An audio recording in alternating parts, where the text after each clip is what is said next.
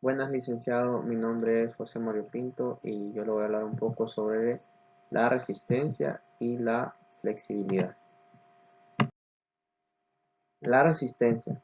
La resistencia es una de las capacidades físicas básicas, particularmente aquella que nos permite llevar a cabo una actividad o esfuerzo durante el mayor tiempo posible. Se puede decir que es la capacidad que nos permite continuar con una determinada actividad, más allá del cansancio físico, psíquico y psicológico. Es la capacidad que nos permite soportar esfuerzos de larga duración, de resistir la fatiga y de tener una recuperación rápida. En otras palabras, la resistencia es como un sistema de adaptación del organismo para poder combatir la fatiga. Hay diversos tipos de resistencia del cuerpo. La misma puede ser aeróbica, anaeróbica, de base o específica. La resistencia anaeróbica sería la que tiene por objetivo aguantar o resistir la exigencia física para poder ganar oxígeno. Se obtiene mediante el combustible de las células musculares. La resistencia anaeróbica es la que está condicionada por un aporte insuficiente de oxígeno a los músculos. Se da en los ejercicios donde la frecuencia de movimiento es muy elevada o en los ejercicios que necesitan fuerza muscular. La resistencia anaeróbica se divide en resistencia anaeróbica láctica y en resistencia anaeróbica aláctica. La resistencia anaeróbica aláctica se define como la capacidad de mantener esfuerzos de intensidad máxima el mayor tiempo posible. Se lleva a cabo en la ausencia de oxígeno y sin producción de ácido láctico como residuo. Y la resistencia anaeróbica láctica se define como la capacidad de soportar y de retardar la aparición de la fatiga en esfuerzos de intensidad alta. Podemos ver los ejemplos que dentro de esta resistencia está el sprint, los saltos y los lanzamientos. Existen factores que condicionan la resistencia, como la fuente de energía, el consumo de oxígeno, el umbral anaeróbico y la fatiga. La fuente de energía, cuando hablamos de fuente de energía, nos referimos a los alimentos que consumimos, que estos nos dan ATP, adenosíntrifosfato, que se almacena en los músculos y es una molécula que produce energía para poder realizar la actividad necesaria. Cuando hablamos de consumo de oxígeno, sabemos que al realizar un esfuerzo, el organismo consume oxígeno, entonces hay moléculas que desarrollan oxígeno para poder hacer mejores los ejercicios. Cuando hablamos de umbral anaeróbico, hablamos que el cuerpo comienza a producir ácido láctico para igual poder retener más aire y evitar un poco la fatiga. Y cuando hablamos de fatiga, es la disminución de la capacidad de rendimiento. Se debe básicamente a una disminución de reserva energética. Clases de actividad física según el esfuerzo. Existen esfuerzos de intensidad máxima, esfuerzos de intensidad submáxima y esfuerzos de intensidad media. Cuando hablamos de esfuerzos de intensidad máxima, son aquellos que la frecuencia cardíaca supera los 180 y que estos ejercicios duran alrededor de 3 a 15 segundos.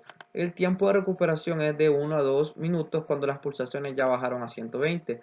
Dentro de estos esfuerzos se encuentran los sprints, los saltos y los lanzamientos y las carreras de 100 metros que duran alrededor de 10 a 15 segundos. Cuando hablamos de esfuerzos de intensidad máxima, son aquellos en que la frecuencia cardíaca está por encima de los 140 y siempre la duración es de 1 a 3 para la recuperación cuando ya está el ritmo cardíaco a 90. Dentro de este esfuerzo podemos encontrar carreras de 200 a 400 metros y juegos en equipo como el balonmano o el fútbol. Y dentro del esfuerzo de intensidad media son aquellos en que la frecuencia cardíaca siempre está en 120 a 140 y dentro de estos está el ciclismo y la natación. Sistemas de entrenamiento de la resistencia. El desarrollo de la resistencia permite oponerse al cansancio, es decir, trata de impedir la aparición de la fatiga o posponer su aparición o mantenerla lo más baja posible. Para mejorar la resistencia tenemos diferentes sistemas, pero hay que tener en cuenta que esta capacidad va decreciendo con la edad. La evolución de la resistencia con la edad se da de 8 a 12 años, hay un crecimiento de la capacidad de resistir los esfuerzos moderados y continuos. Entre los 12 a 18 años solo debe desarrollarse la resistencia aeróbica. Hacia los 18 hasta los 20 años se alcanza el límite máximo de la resistencia. De los 23 a los 30 años se consigue la máxima capacidad aeróbica y anaeróbica, y a partir de los 30 años se produce un lento descenso de la capacidad de resistencia, menor que el de la fuerza o que el de la velocidad. Ahora hablaremos un poco sobre la flexibilidad. La flexibilidad es la capacidad de una articulación o de un grupo de articulaciones para realizar movimientos con la máxima amplitud posible, sin provocar ningún daño y sin brusquedad. Gracias a la flexibilidad podemos conseguir hacer movimientos de una articulación determinada y que alcance su máxima amplitud.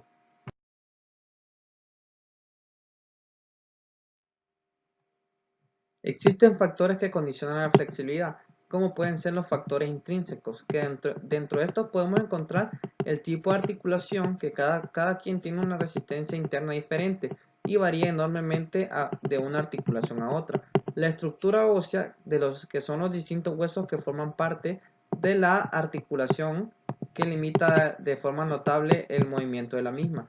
También tenemos la masa muscular, que si un músculo está muy desarrollado puede inferir con la capacidad de articulación, que por ejemplo puede ser el bíceps femoral. Si es demasiado grande puede limitar la capacidad de doblar la rodilla, y el tejido graso, que un exceso tejido graso puede ser factor limitante para la amplitud de algunos movimientos. También existen los factores extrínsecos, que son el sexo, que es un factor que condiciona el grado de flexibilidad, ya que las mujeres son generalmente más flexibles que el hombre. También se encuentra la edad, que durante la evolución natural el niño es más flexible y mientras uno va creciendo va perdiendo esa flexibilidad. También el sedentarismo, que puede ser la falta de actividad física, que normalmente los que practican más la actividad física pueden ser más flexibles que los que no. También otra característica puede ser la hora del día, que la mayoría de los individuos son más flexibles por la mañana, ya que la flexibilidad es menor por la mañana y el anochecer. Y la hidratación, que algunos autores sugirieron que beber bastante agua contribuye a incrementar la flexibilidad del cuerpo.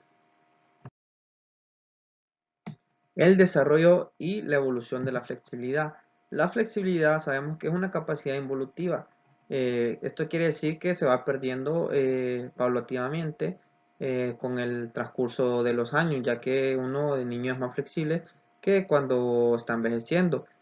Un motivo principal de la pérdida de flexibilidad es la transformación del cuerpo también, en la que cual podemos ver una progresiva deshidratación del organismo, que como leímos también hay que estar hidratado para tener una mejor flexibilidad, el aumento de calcio y por los huesos, cuando uno va creciendo se va haciendo un poco menos flexible, el cambio de estructura química de los tejidos y la estructura de grasa, que si aumentamos de grasa obviamente vamos a perder flexibilidad. La pérdida de la flexibilidad con la edad no es lineal, ya que como hemos hablado, desde niños somos más flexibles y a partir de los 3 a 4 años comienza la regresión. Ya es a los 10, a los 11 años que hay un descenso un poco significativo. Obviamente con lo que hemos hablado, con la hidratación y la práctica de ejercicios se puede ir evitando. También tenemos que al llegar a los 30 se produce un deterioro importante de la flexibilidad y disminuye bastante y gradualmente ya en la vejez, que es cuando se va perdiendo la flexibilidad por completo.